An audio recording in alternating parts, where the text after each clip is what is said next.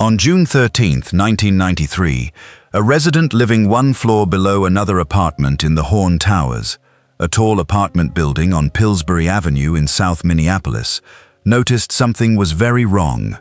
Water was leaking down through their ceiling, and it was tinted red. They called the building superintendent right away. The superintendent and a security guard made their way up to the apartment.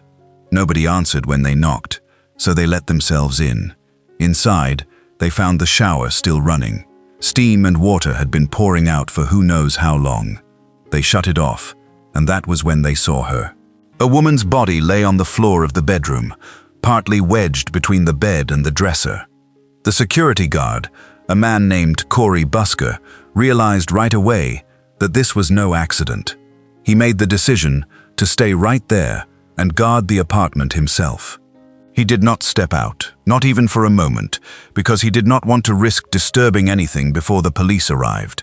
It was a decision that would end up mattering more than he could have known.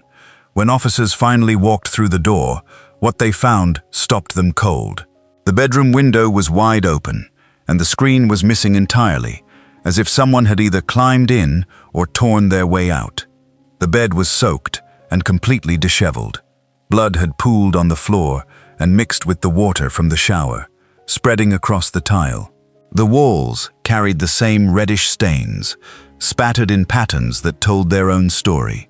The woman had been beaten and stabbed, and from the sheer amount of blood, it was clear that whatever had happened in that apartment had been violent beyond anything the officers had seen in a long time.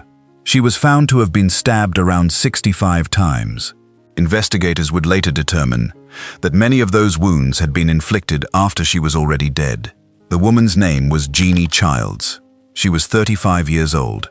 Miles away, a woman named Betty Eekman was working a shift as a hospice caregiver, sitting with a client who wanted the television turned on. A news report came on about a body being removed from an apartment building. The victim was a woman in her 30s. Betty looked toward the building on the screen and felt a wave of dread rush over her. She recognized it. It was the building where her daughter Jeanie lived. She watched as a team wheeled a body out of the building and loaded it into a vehicle. Something in her gut told her this was not a stranger's tragedy. She called her husband right away and told him that she believed something terrible had happened to Jeanie. Her husband told her to call the mortuary and the coroner's office to find out for certain whether they had brought in a body, and if so, whose it was. When Betty called, the man on the phone asked her a question that made her stomach drop even further. He asked if she was alone. She told him she was at a client's home, working. He gently told her that she should try to get somebody with her. Then he asked for the name of the person she wanted to confirm. She gave him the name, Jeanie Childs. There was a pause, and then the man on the phone told her he was sorry, but that was her daughter. Betty began to scream. Jeanie was the oldest child of Betty Eekman, and by every account from the people who loved her, she had a playful, warm spirit. Her sister Cindy Bloomer would later describe her as someone who accepted everyone exactly as they were, without judgment. She loved music, especially the singer Lionel Richie, and she would dance around the house whenever his songs came on, snapping her fingers and singing along. She was said to be wonderful with elderly people and adored children, but Jeanie's life had not been an easy one. According to her mother, something happened to her when she was very young involving a male relative, and after that, something in her seemed to change. She began running away from home around the age of 12 or 13. Her mother spent countless nights consumed with worry, searching for her, praying for her safe return. Jeanie would sometimes call in the middle of the night, crying, caught up in a world of drugs and people who did not have her best interests at heart. Despite everything, Jeanie kept in touch with her family. She wrote letters to her younger sister, Cindy, telling her to listen to their mother and not make the same mistakes she had made, signing off with love. Her mother held on to those letters for the rest of her life. Jeanie had been married twice. In one of those marriages, she had become a stepmother and stayed close with her stepchildren long after the relationship ended. At the time of her death, she was living in the Horn Towers apartment with a man named Arthur Gray, who held the lease. Investigators would later describe Gray as her boyfriend, though some accounts suggest he also profited from her work. Jeanie had turned to sex work as a means of survival, a fact that would later shape much of how her case and her memory were treated. Just days before her murder, Jeanie had gone to a hospital emergency room for a painful abscessed tooth. Her mother had urged her to go to a clinic and get proper treatment. Jeanie brushed off the concern with her usual response, telling her mother not to worry, that she could take care of herself. Those would be some of the last words she ever said to her. Back at the crime scene, investigators moved carefully through the apartment, piecing together what might have happened. The scene told a story of extreme violence. Blood covered the bed, soaking through the comforter, through the sheets, and into the mattress itself, showing that Jeanie had bled heavily while she was on that bed. It was also found spattered across the bathroom walls, suggesting she had been attacked while standing near that area as well. It appeared she had been assaulted in more than one place inside the apartment, moving or being moved from room to room while she fought for her life. Investigators found defensive wounds on her hands, a clear sign that she had tried desperately to protect herself and fight back against her attacker. Then came a discovery that would end up defining the entire case for the next 30 years. Beneath the bedroom window, investigators found bloody footprints, bare footprints, not the print of a shoe. Jeanie had been wearing white socks when she was found, which meant these prints could not have come from her. Someone else had walked through her blood, barefoot, leaving identifiable marks behind. To the trained eye, a footprint could be just as unique and traceable as a fingerprint. Investigators carefully photographed and lifted 7 separate footprints from the scene, labeling them 1 through 7. Whoever these belonged to, they now had reason to believe, was very likely the killer. A bloody knife was also found sitting in the kitchen sink. At first glance, it did not appear to be connected to the crime, showing no clear blood or signs of having been used, tucked in among what looked like ordinary dirty dishes. It was left untested. The actual murder weapon was never recovered. Investigators also collected items believed to hold biological evidence, including a blue towel and washcloth from the bathroom, along with pieces of clothing and bedding. Testing on these items would later reveal the presence of semen, evidence that would prove to be the single most important clue in the entire case, though nobody in that room in 1993 could have known just how important it would become. As detectives began building their list of suspects, their attention naturally turned to the man closest to Jeanie, her boyfriend, Arthur Gray. Hairs found clutched in Jeanie's hand were tested and found to be consistent with Gray. But detectives soon learned Gray had a solid alibi. He had been out of town that weekend, attending a motorcycle rally in Wisconsin, and multiple people could confirm he was there. When investigators compared his footprint to the bloody prints from the scene, they did not match. He was cleared as a suspect. The hairs in Jeanie's hand were explained simply by the fact that he lived in the apartment with her. Investigators pursued other leads in the months that followed. They spoke to men who had been clients of Jeanie's, including one she reportedly referred to as fatal attraction.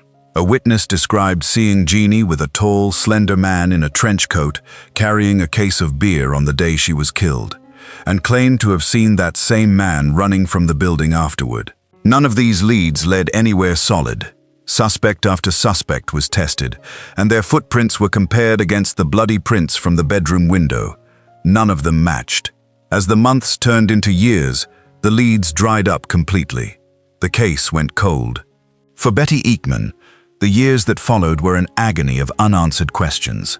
She stayed in contact with detectives, calling year after year to ask if there had been any new developments, even as investigators retired one after another, and the case sat largely untouched. She never let go of the hope that one day someone would be held responsible for what happened to her daughter.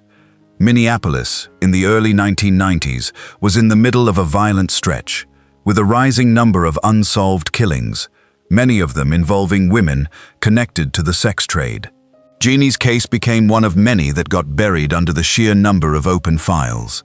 For over 2 decades, nobody was actively working to solve it. Then, in 2015, that began to change. A renewed effort to solve long unresolved Minneapolis homicides brought detectives back to Jeanie's file. Investigators were drawn to her case for a few key reasons.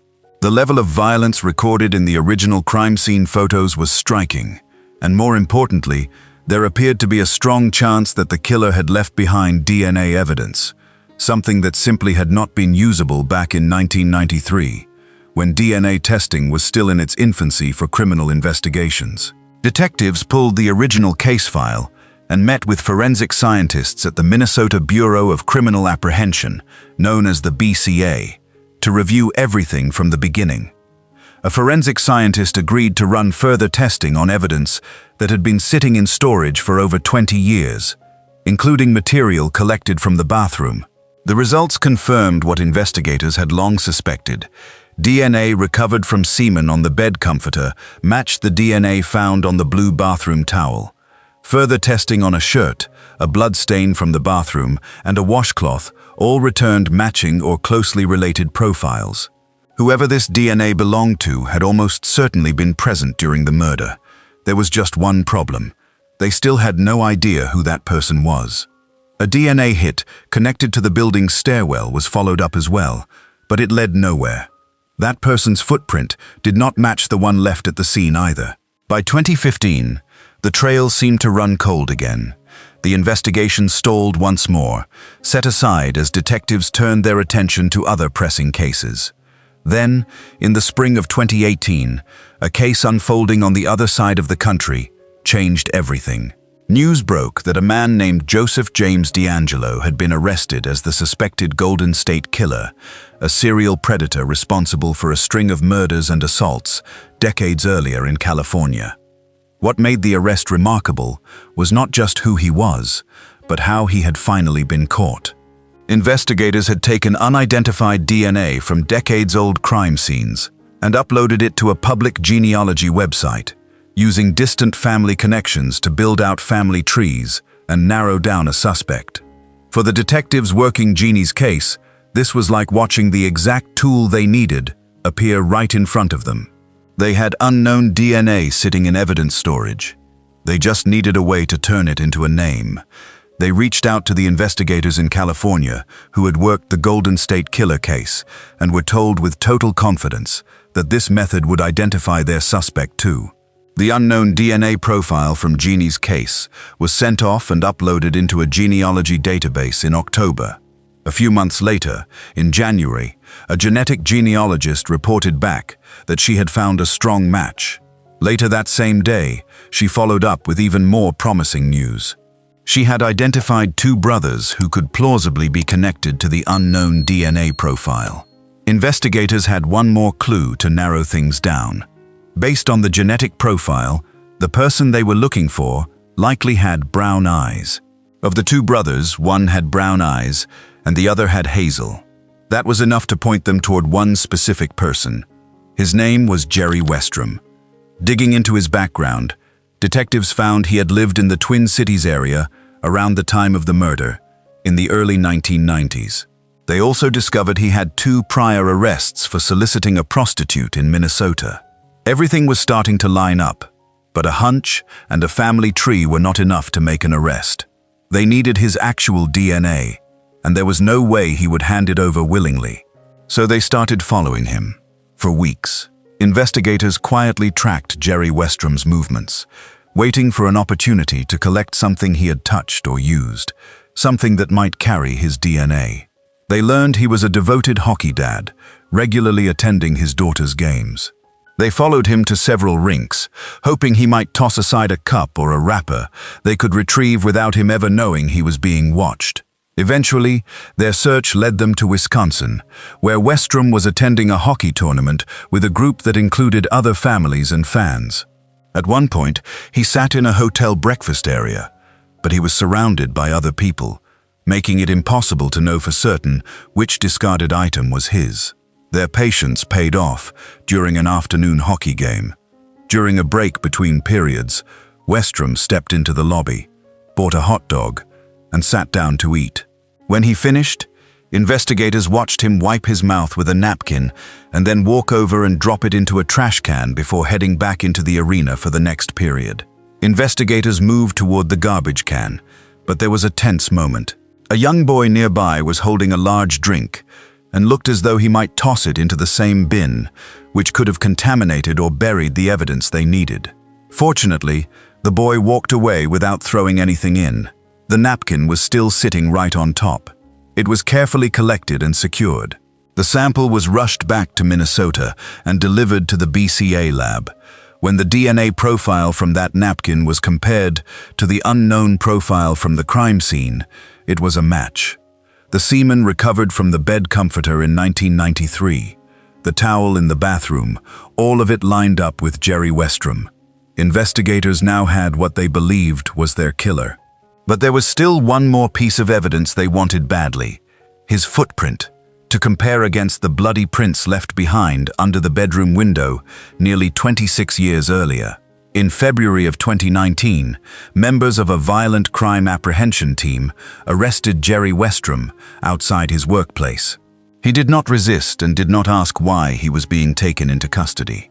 During questioning, investigators showed him photographs, pictures of the Horn Towers, pictures of Jeanie Childs. They asked him directly whether he recognized the buildings, whether he remembered ever visiting them, and whether he recognized the woman in the photo. Over and over, he said no. He claimed he had no memory of ever being in Minneapolis with a woman like her, and insisted he had never visited a prostitute in his life outside of his marriage. Investigators then showed him the evidence: the bloody footprints found beneath the window, the blood-stained towel, the shirt and washcloth carrying DNA that matched his own.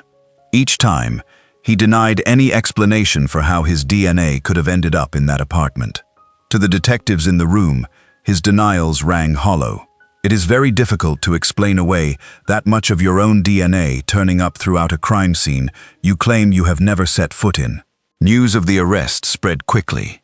Westrom was revealed to be a 52-year-old man from Isanti, a small town north of Minneapolis, with a wife, 2 grown children, and what many described as a well-known, respected life in his community.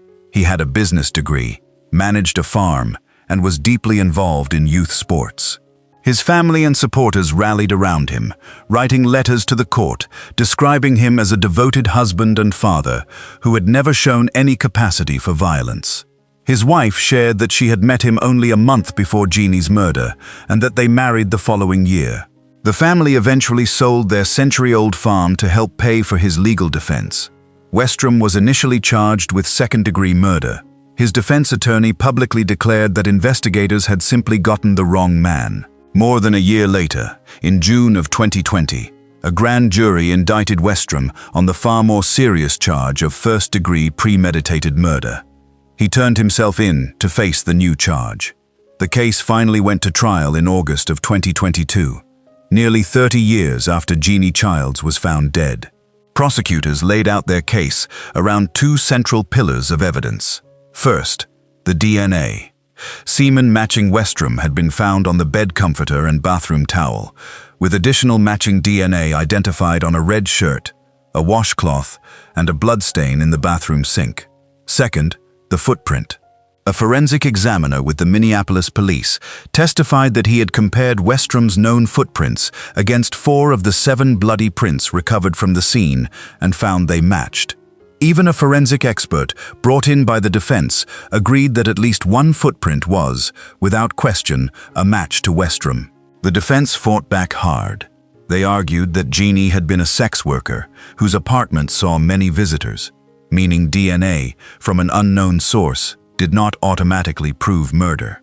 They pointed again to Arthur Gray, Jeannie's former boyfriend, noting his hair had been found in her hand and suggesting he had a history of being abusive toward her. They argued that prosecutors could never prove exactly when Westrom's DNA had ended up in that apartment. The defense had also hoped to introduce a specialized footprint analysis technique of their own, but the judge ruled that the science behind it was not reliable enough to be presented to the jury. That ruling meant the defense went into the trial without any forensic expert of their own to counter the state's footprint evidence. After a week of testimony, the case went to the jury. It took them only about 2 hours to reach a decision. Jerry Westrom was found guilty of both first-degree premeditated murder and second-degree murder. At his sentencing, the judge acknowledged the toll the case had taken on Westrom's own family, but reminded him that he had taken away Jeanie Childs' chance at a life.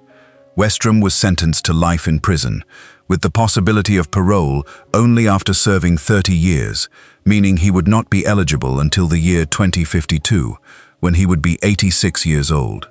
Betty Eakman addressed the court, saying she had waited decades for this moment, and that the pain of losing her daughter would never truly leave her. Jeannie's niece spoke as well, describing how a crime like this echoes through an entire family for a lifetime. Westrom did not accept the verdict quietly. He appealed directly to the Minnesota Supreme Court, raising several challenges, including questions about how his DNA was obtained from the discarded napkin, and disputes over which alternate suspects the defense had been allowed to present. In 2024, the state's highest court upheld his first-degree murder conviction, though it vacated the second-degree conviction on a technicality, since a person cannot be convicted of both the greater and lesser versions of the same crime. His life sentence remained unchanged. He then asked the United States Supreme Court to hear his case. They declined. For Betty Eakman and Jeannie's sister Cindy, the guilty verdict did not erase the grief, but it brought something they had waited nearly 30 years for, some measure of peace. Betty had always insisted that her daughter, no matter the choices she had made or the life she had lived, was still a human being who did not deserve to die the way she did. She had spent decades refusing to let the world forget her daughter's name, and in the end, that refusal helped bring her daughter's killer to justice. Jeanie Childs was a daughter, a sister, a woman who loved to dance to Lionel Richie and who wrote letters signed with love. For over 25 years, the person responsible for her death walked free, believing his secret was safe. It took a bloody footprint preserved since 1993, a breakthrough in DNA science, and a discarded napkin at a hockey game to finally prove otherwise. If you enjoyed this video, make sure to like it, share it with someone who loves true crime, and subscribe for more real cold cases brought back into the light.